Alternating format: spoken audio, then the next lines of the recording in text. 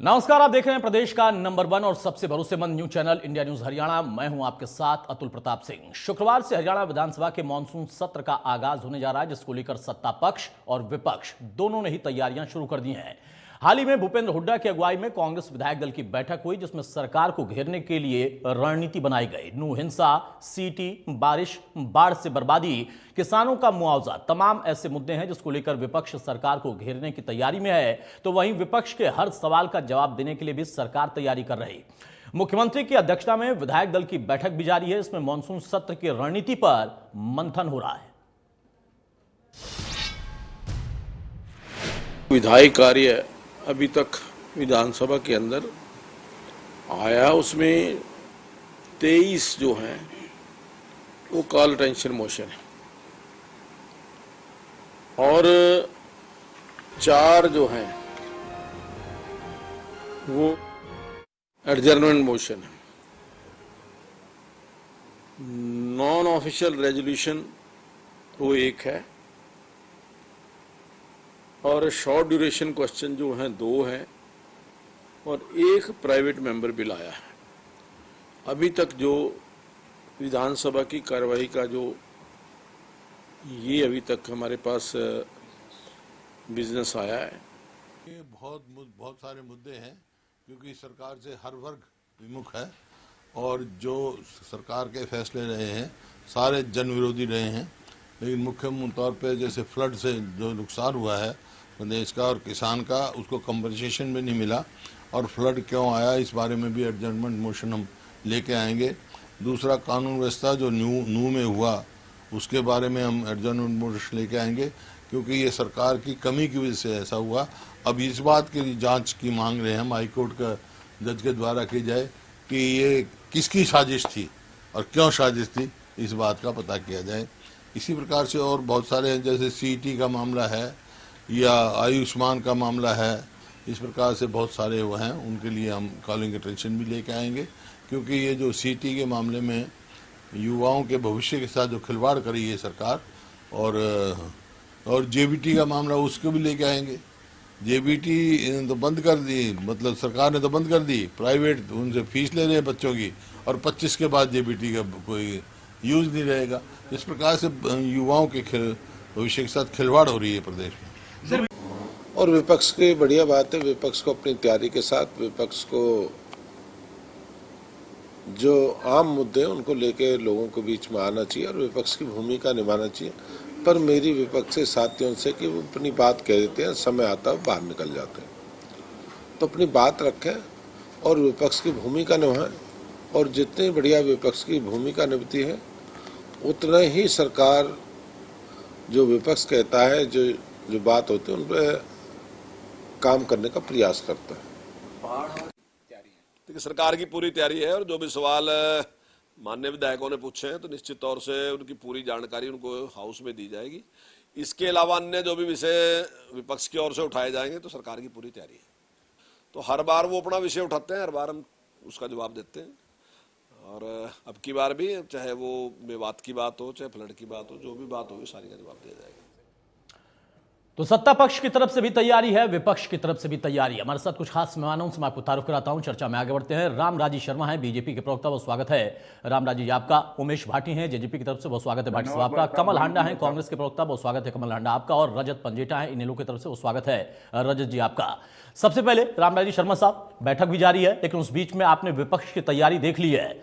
सरकार को कई मुद्दों पर घेरने की तैयारी में है विपक्ष। सरकार भी तैयार है भाई साहब विपक्ष का जवाब देने के लिए। आज माननीय मुख्यमंत्री जी ने सभी विधायकगण की बैठक बुलाई है, मंत्रिमंडल के सदस्य भी उसमें शामिल थे।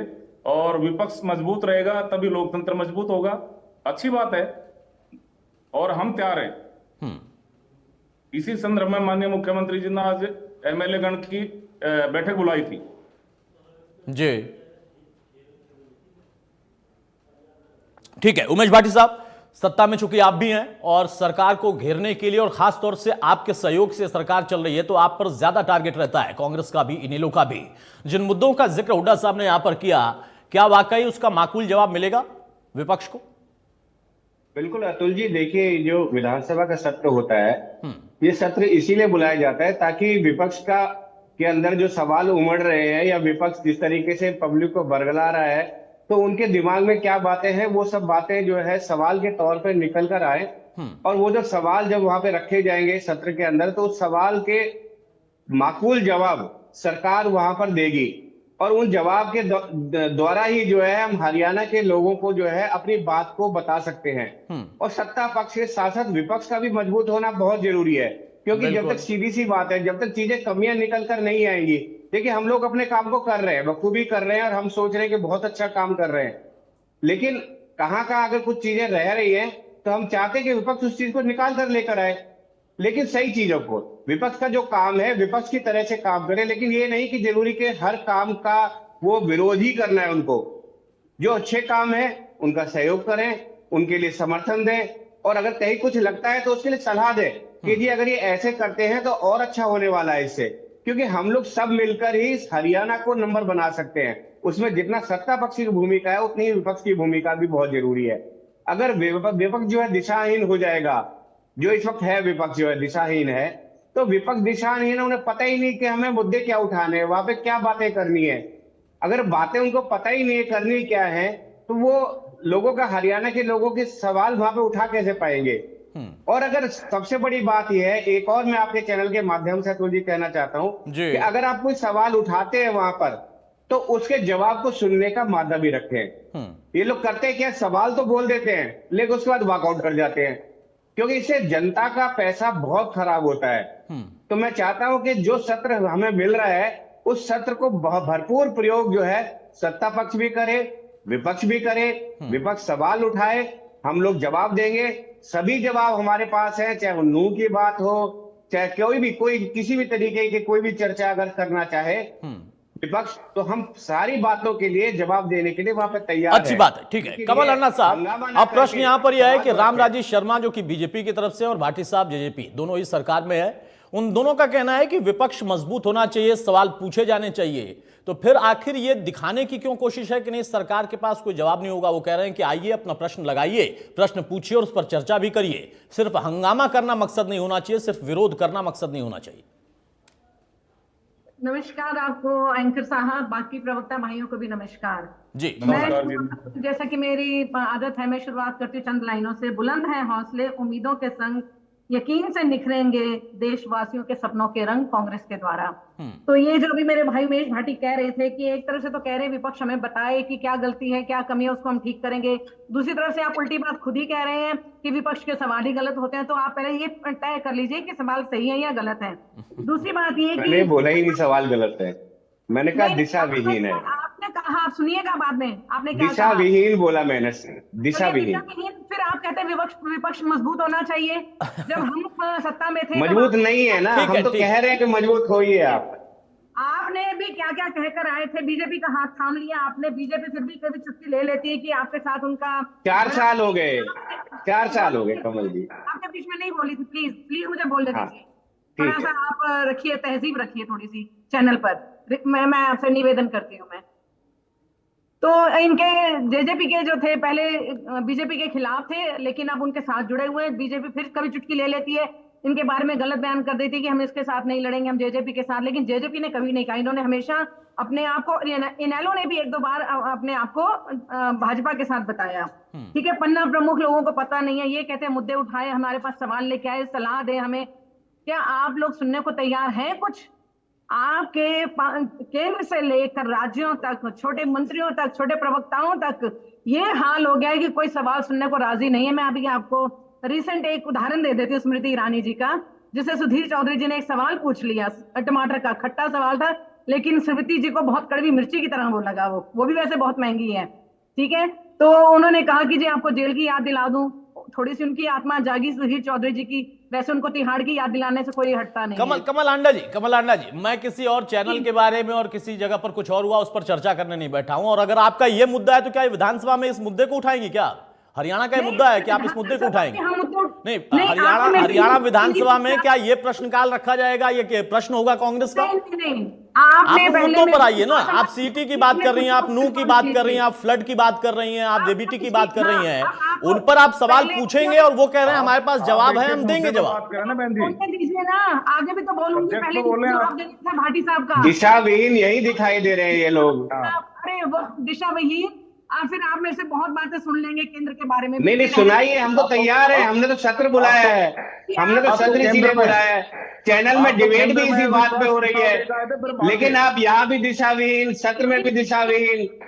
आइए ना, बोलिए ना आप कुछ। केंद्र सरकार के खिलाफ अविश्वास प्रस्ताव लाया था, पर बात क्यों गई? हर हर चीज पर ये सरकार फेल हुआ है, हर फ्रंट पर। कितना नशे का व्यापार बढ़ा इनके टाइम पे, सिर्फ एक दिन इनको मिला 26 जून को नशे का जो है जलाने के लिए, जो भी ड्रग्स वगैरह प्राप्त इन्होंने इकट्ठे किए या पकड़े गए जो भी। दूसरी बात, किसानों के ऊपर कितना अत्याचार हुआ, उनके ऊपर लाठियां बरसाई गई, युवाओं को नौकरी आप नहीं दे रहे, उसमें गुजराती आ रहे हैं, आरएसएस के लोगों की भर्ती आप करें, 30 पेपर आपके टाइम में लीक हो गए। तो ये मुद्दे हम सारे उठाएंगे। सबसे बड़ी बात आपके राजस्थान में भी लीक नहीं हुए पेपर?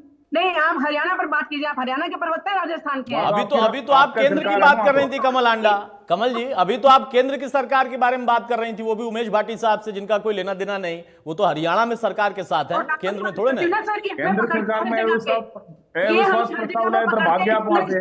घोटाले इनके तो अभी सीडीसी ने बता दिया, 1.5 लाख से इनकी कंप्लेंट्स आई है। मुझे बात करने दीजिए, जो मुद्दे हमने उठाने हैं। मुद्दे पे आइए ना, इसीलिए तो मैं कह रहा हूं, कभी आप स्मृति ईरानी पर चली जा रही हैं, फिर केंद्र पर चली जा रही हैं, भाटी साहब कहेंगे दिशाविहीन है। ये नहीं जाते हैं क्या? ये नहीं जाते हैं क्या? ये भी तो अरे भाई, अगर वो जाते हैं तो आप दिशाविहीन मत हो जाइए ना, उनके ऊपर तो आप आरोप लगाती हैं कि आप मुद्दों से वो भटकाते हैं आपको और आप भटक जाते हैं, तो इसमें गलती किसकी है? मुद्दे बोल रही थी तो आप बीच में टोक रहे हैं, बोलने दीजिए ना। आपने तीन बार में क्या बोला कमल जी? इन्होंने नष्ट करे, जीएसटी लगाकर जीडीपी कितनी गई, ये 5 ट्रिलियन। यही हाल सत्र में अतुल जी, यही हाल डिबेट में, आप बोलने ही नहीं देते, यही हाल डिबेट में, बहुत टाइम ले लिया आपने। नहीं, आप बोलने ही नहीं देते। मुद्दे उठाएंगे हम। कमल जी सबसे ज्यादा अभी तक सबसे ज्यादा समय मैंने आपको ही दिया, अब तब भी अगर आप ये कहें कि बोलने नहीं देते हैं तो मैं क्या ही बोलूं फिर इस पे। मैं उमेश भाई मैं ये कह, आप दीजिए ना भाटी साहब, बिल्कुल उनको मैं तो चाहता हूं आप जवाब दीजिए ना। अरे तो आप बोलिए ना, आप केंद्र पे चली जा रही हैं, फिर स्मृति ईरानी पर चली जा रही हैं। अब भाटी साहब से स्मृति ईरानी ने क्या कहा, किस एंकर को, उससे क्या लेना देना, और ये विधानसभा का मुद्दा है क्या?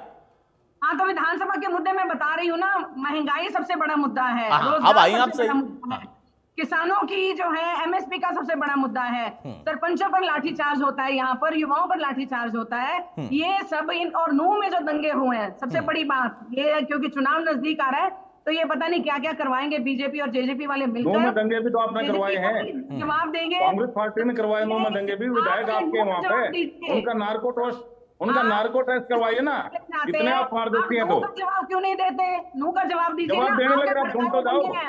नूह के जवाब में उन्होंने कहा ना कि आपके भी विधायक की बड़ी भूमिका है, जिन्होंने विधानसभा के अंदर ही कहा था कि वहां ऐसा होगा, उस पर भी आपको जवाब देना पड़ेगा कमल आंडा जी। बहरहाल रजत पंजेटा साहब, अब यहाँ पर प्रश्न ये है कि सत्ता पक्ष भी तैयार है और विपक्ष की जो बड़ी भूमिका है कांग्रेस की, मुख्य दल की, उनकी भी तैयारी है, लेकिन ये जो तैयारी चर्चा में अभी तक आपने देखी, इसमें लगता है कि हाँ वाकई वहां पर इस पर चर्चा होगी, सवाल पूछे जाएंगे, या फिर वही हंगामे वाली तस्वीर जो हमेशा हमने देखा है, आएंगे सवाल पूछेंगे, हंगामा होगा और चले जाएंगे, चर्चा सार्थक हो पाएगी क्या?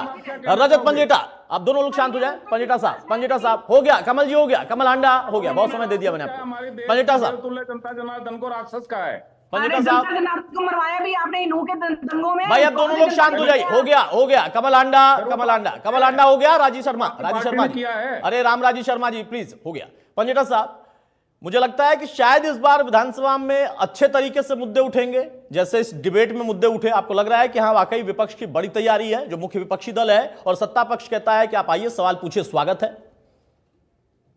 देखिए अतुल जी, मुद्दे तो अभी उठे ही नहीं है डिबेट में, मुद्दे मैं जरूर उठाना चाहूंगा, मगर मुझे आपत्ति है सत्ता पक्ष के एक प्रवक्ता ने, जिसने ये कहा कि विपक्ष बरगला रहा है, दूसरा उसने कहा दिशाविहीन, फिर उन्होंने विधानसभा का सत्र शुरू होने से पहले ही विधानसभा का जो विधानसभा है, जो लोकतंत्र का मंदिर है, उसको अपमानित करने का काम किया, क्योंकि जो बातें वहां हुई नहीं, इन्होंने कहा कि वहां पे इनको पता ही नहीं है कि क्या सवाल पूछने हैं, क्या बातें करनी है, और जनता की गाड़ी खून पसीने की जो उन्होंने कहा वो उसको खराब करने का काम विपक्ष कर रहा है। तो 4.25 करोड़ का कर्ज है हरियाणा के ऊपर, जो जूल फजूल खर्ची आप कर रहे हो सरकार में बैठ के इतना आपने जनता के ऊपर, सारी हरियाणा की जनता को 1 लाख रुपए से ऊपर का कर्जदार कर दिया आपने प्रत्येक व्यक्ति को। तो वो जनता की गाड़ी खून पसीने की बर्बादी नहीं है क्या?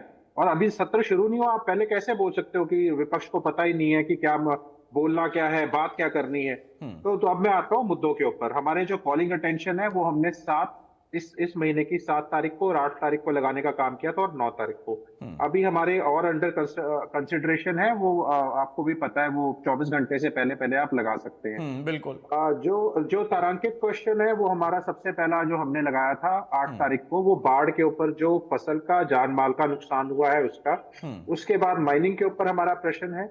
उसके बाद गवर्नमेंट स्कूल के जो मर्जर हुए हैं उसको लेकर प्रश्न है। महिला खिलाड़ियों के साथ जो, और महिला कोच के साथ जो यौन उत्पीड़न हुआ उसके ऊपर प्रश्न है जी। उसके बाद बाढ़ के बाद जो पीने का पानी दूषित हुआ, जो कंजक्टिवाइटिस और जो बीमारियां फैली हैं उसके पीने के पानी की क्या सैंपल की जांच हुई, उसकी वजह से क्या क्या वो नुकसान है, बीमारियां फैली, उसके ऊपर प्रश्न है। सरकारी नौकरियों में भर्ती के जो पूरा ब्यौरा आप दें कि आपका जो, जिसको ये कौशल रोजगार कहते हैं, उसे हम अस्थायी रोजगार निगम का नाम देने का काम करते हैं। पेपर लीक, क्वेश्चन रिपीट, उसके उनमें जो धांधली हुई है उसके जांच के बारे में।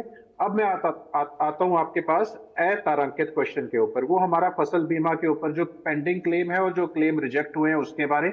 उसके बाद जो सरकार की एम्प्लॉयमेंट एक्सचेंज है उसमें कितने आपके पंजीकृत लोग हैं उसकी संख्या बताए, कितने बच्चे कितने युवा वहां पंजीकृत है, सरकार उसका जवाब देने का काम करे। अब जो एक नॉन ऑफिशियल रेजोल्यूशन के बारे में बात हो रही थी डिबेट में जब शुरू होने से पहले, वो हमारा है, वो किसानों को कर्ज मुक्त करने के बारे में है। अब मैं सीधा कॉलिंग अटेंशन पे आता हूँ। जो 7 तारीख को लगा था, वो ओल्ड एज पेंशन को लेके जो समस्याएं दिक्कतें आ रही हैं, जिनकी कटी है, जिनकी दोबारा शुरू नहीं हुई, जिनकी अभी पेंडिंग चल रही है, उसको लेके। दूसरा हमारा 7 तारीख को लगा था जो महिला खिलाड़ियों के साथ, रेसलर्स के साथ जो दुर्व्यवहार हुआ उसको लेके हुआ था। 8 तारीख को हमने जो नूह में हिंसक घटना हुई है उसका पूरा, क्योंकि सरकार के पास पहले इत्तेफाक है कि नूह के एसपी का कुछ दिन पहले ही छुट्टी पे जाना, उसके बाद सरकारी इनपुट होना, गवर्नमेंट के जो सीआईडी के और पुलिस के जो उनके वीडियोस आए हैं, स्टिंग आए हैं, कि सरकार के पास सारी जानकारी होने के बावजूद ऐसा सरकार बताए, ऐसी क्या मजबूरी थी, ऐसा क्या जरूरत थी जिसके आपको ये यात्रा जो है कराने की या पोस्टपोन आप नहीं कर सकते? इसका मैं जवाब ले लेता हूं।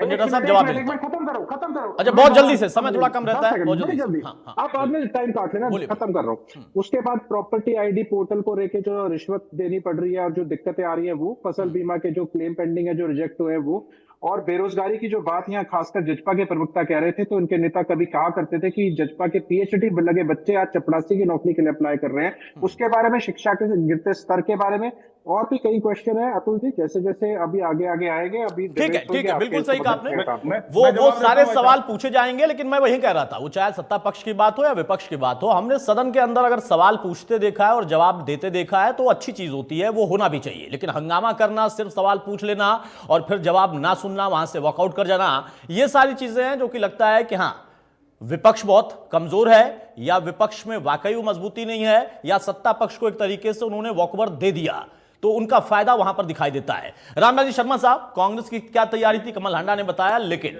पंजेटा साहब ने डिटेल बताया कि तारांकित क्वेश्चन क्या है, अतारांकित क्या है, और क्या क्या और प्रश्न पूछ सकते हैं, किन किन मुद्दों पर। नूह से लेकर फ्लड, बाढ़, तमाम समस्याएं और आपदा, और किसान जो कि इस वक्त फिर से नाराज हो रहे हैं, उनका भी मुद्दा होगा। ये बहुत सारे सवाल होंगे। पार्टी के प्रवक्ता ने बताया, ये उन्होंने पिछला इतिहास बताया, पीछे विपक्ष ऐसा करता रहा है, तो क्वेश्चन लगाएगा फिर भाग जाएगा। सेंटर में क्या हुआ, अविश्वास प्रस्ताव आप लेकर आए थे, फिर भाग क्यों गए, उसका सामना करते आप। दूसरा, नूह इंसाफ पे लगा लो। नूह इंसाफ पे सदन में कांग्रेस के मोहम्मद खान ने क्या स्टेटमेंट दी थी, उसी ने तो भड़काया सारी जनता को। मेन तो रीजन ये है। फिर वो बात तो आप कहते नहीं। इतने अगर कांग्रेस पारदर्शी है तो ये कांग्रेस के एमएलए जितने इनका नार्को टेस्ट कराए अपना। लेकिन रामराजी शर्मा साहब, अगर किसी ने भड़काया तो ये भी तो आपके प्रशासन का ही फेल्योर होगा ना। कोई भड़का रहा था, उन तक जानकारी नहीं थी। नहीं, वो अपने घर में, अपने गांव में किसी को भड़का रहा है, इसमें प्रशासन क्या कर सकता, बताओ आप। सदन में भी उसने कहा प्याज की तरह फोड़ देंगे, आप आओ यहाँ पे। उसे उनको जो शरारती तत्वों उनको बल मिल गया। रही बात नौकरियों में पारदर्शिता, आज तक ऐसा इतिहास गवाह है भाई साहब, जिस घर में 3 पीढ़ी तक नौकरी नहीं लगी थी, आज उस घर में से थानेदार बने निकल रहे हैं। नौकरियों में पारदर्शिता हम लाए, समान विकास कार्य पूरे प्रदेश में हमने कराया।